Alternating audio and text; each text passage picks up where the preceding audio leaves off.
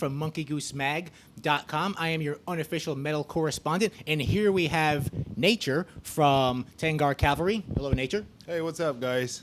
And today we are going to find out what the Tengger Cavalry is all about.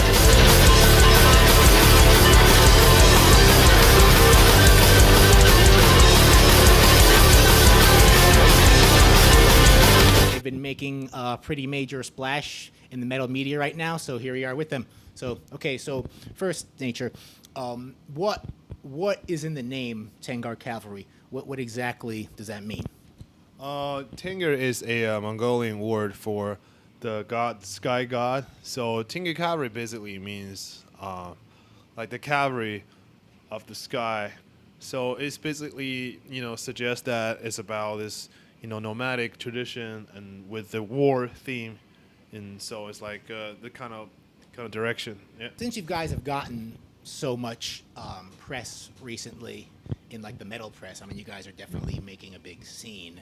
Do you think maybe you've sort of spurred some sort of movement in exotic folk metal, for culture?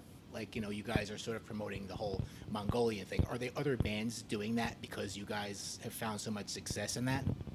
I think we definitely try to incorporate, new cultural perspective into heavy metal music.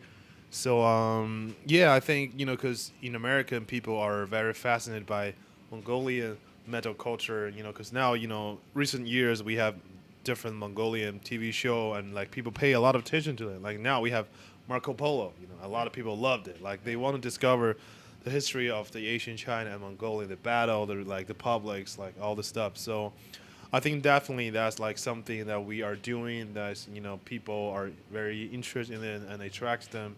They get interested in them. They want to learn more about the culture, behind the music. So yeah, I think that's mostly what it is. With that answer, I think a lot of the world, a lot of America is really not too familiar with the whole culture of Mongolia. It's kind of this obscure, mysterious thing. And it's sort of been stereotyped where you have John Wayne playing Genghis Khan in movies. Is it your goal to like really make people of the world aware of that with this band? I mean, is that one of your main goals?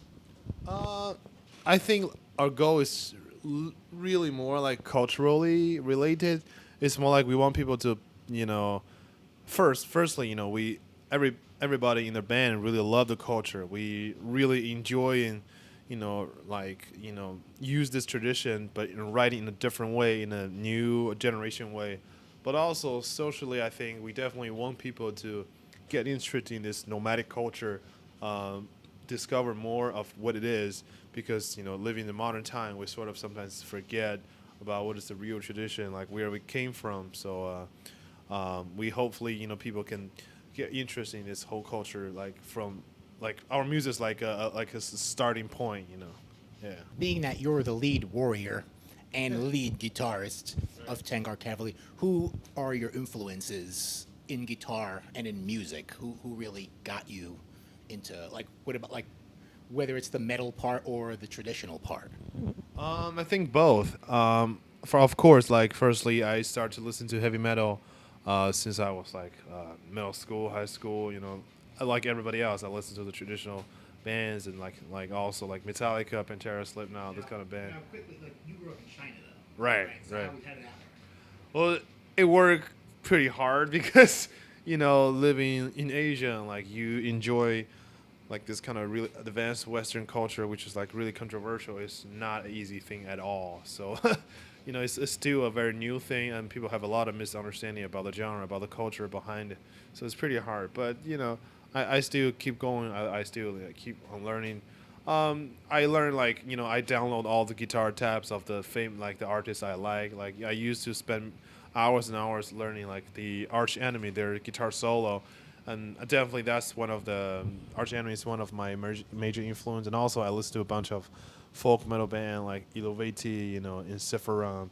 So I learned how they compose and how they incorporate the folk into metal. So I think all the things are all part of my influence. And also I like traditional art too. I listen to folk music all the time. So you get all the perspective, and when you put them together, it becomes something new.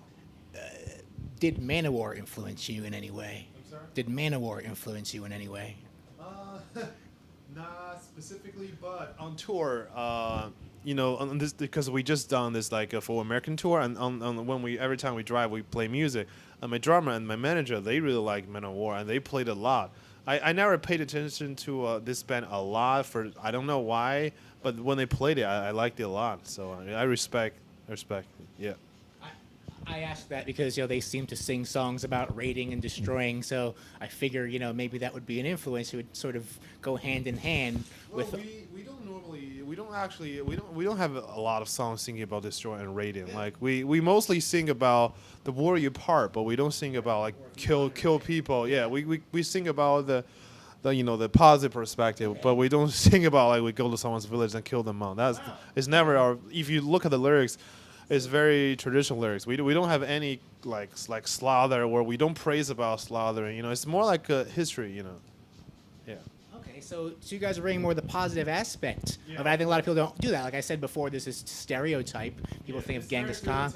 So you guys are defeating that with just that alone, with a more positive message. Yeah, because the traditional nomadic culture, the Mongolian culture, like all the Central Asian nomadic culture. If you listen to their folk song, it has a lot of war theme, and like it relate to the raid battle behind it, but they don't sing about it's good to do that. It's mostly by singing this history, it's like present the positive perspective of humanity.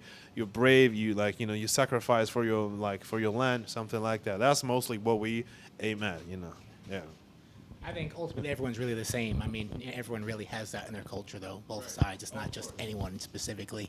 With that in mind, with the idea of metal in mind, coming from technically a culture of warriors and hellraisers, like the Mongols. I mean, that's there. I mean, you guys come from this this pedigree of warriors, right?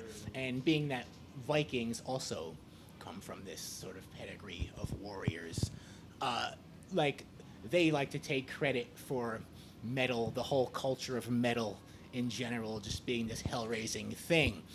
I mean, do you think you can contest that, saying, we as Mongols invented, metal, versus the Vikings? I mean, you think, there should be this battle between you two? You think, you guys should really take the credit for that? Or, what do you think about that? I actually don't really give a shit about what credit. I just want to make good music. I enjoy what I'm doing. That's it. I don't care who invented that. Everybody creates something from their own traditional culture, and some metal, folk. You got folk metal. I just enjoy what I'm doing. I think that's more important to me. Yeah. Okay. Very cool. Okay. So, and all right. So that's all the questions I have for now. Is there anything else you want to tell me? Anything about touring? Anything about albums? Well, thank you for interviewing me, and came here to see the band, and really looking forward to this whole Webster Hall gig, and we're really happy about this full American tour, and the audience were awesome. We really we really love America, and this whole country is awesome. We love the fan base here, so hopefully we will launch our second full American tour soon. Yeah. Okay. What band would you want to tour with, though? What would be your ultimate? I would love to tour with Elevati, the Celtic folk metal band, because they're just fucking awesome. And their lyrics also sing about warrior, but they don't. They emphasize the bravery part and the positive part. So I love this band a lot. Get a bad rap too, Yeah. So okay, and you have an album out, right? I'm sorry. You have an album out. You have we just released our EP 2 months ago, probably, the Mountainside. Yeah. Okay. So is there work on anything, any kind of new release or anything, or is that it for now? We definitely are preparing for a new album. Actually, I was talking to Matt, our manager, about releasing a new album, maybe at the end of this year or the beginning of next year. So we definitely are working on a new album. Yep. All right, very cool. So that wraps it up with, we have Nature here. Thank you very much to Nature for giving us the time. And this has been Steve from monkeygoosemag.com. I am your unofficial metal correspondent. Stay metal, and we'll see you again. If you enjoyed that interview and you'd like to see more, don't forget to hit the subscribe button. There. Also, check out our written articles at our weblog on monkeygoosemag.com. We're also available on Instagram and Facebook. I'll see you there.